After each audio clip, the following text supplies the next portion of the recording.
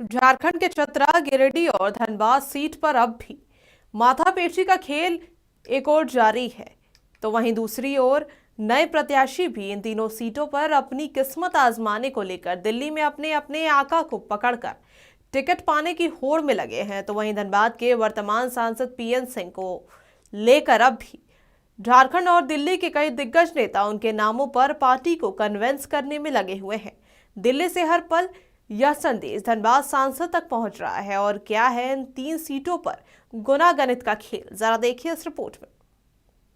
धनबाद, गिरिडीह और चतरा में लोकसभा सीट की घोषणा नहीं होने के बाद अब भी सस्पेंस बरकरार है और दिन पर दिन ये सस्पेंस ट्विस्ट में चेंज होता नजर आ रहा है। झारखंड के गिरिडीह लोकसभा सीट की स्थिति भी स्पष्ट नहीं है। आजसू भाजपा गठबंधन की ओर से भी कोई अधिकृत बयान अब तक नहीं आया। भाजपा ने कब कहा कि लोकसभा में गठबंधन कायम रहेगा और गिरिडीह सीट आजसू के खाते में जाएगी। दिल्ली के शीर्ष सूत्रों से मिली खबर के मुताबिक भाजपा ने सभी 14 सीटों पर चुनाव लड़ने का मन बनाया है। कहते हैं कि आजसू पार्टी को इससे कोई एतराज भी नहीं, लेकिन आजसू पार्टी ने विधानसभा चुनाव में 25 से 30 सीटों की मांग और उस पर आधिकारिक मुहर अभी ही लगाने की मांग की है। यानी यूं कहें कि आजसू भाजपा पर प्रेशर बना रही है। आजसू की पैनी निगाह आगामी विधानसभा चुनाव पर टिकी है। इधर गिरिडीह सीट को लेकर 5 बार के सांसद रविंद्र पांडे दिल्ली में तंबू गाड़े हुए हैं। अगर आजसू एक सीट का दावा छोड़ दे तो रविंद्र पांडे हाशिए से एक बार फिर राजनीति के क्षितिज पर छा सकते हैं।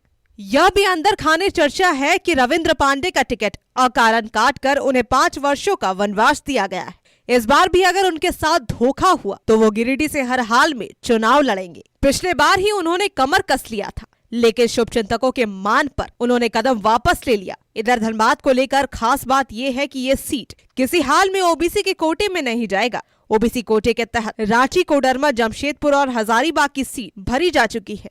इसी तरह 4 सीटें ट्राइबल कोटे में चली गई है। पलामू सीट अनुसूचित जाति के बीडी राम को दिया जा चुका है। ब्राह्मण कोटे से निशिकांत दुबे को गोड्डा से उतारा जा चुका है। महिला कोटा से अन्नपूर्णा देवी और गीता कोड़ा की घोषणा हो चुकी है।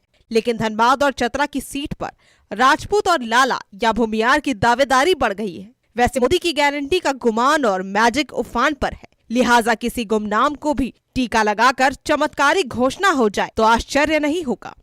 Sanjana Singh, Koyalanchal live desk.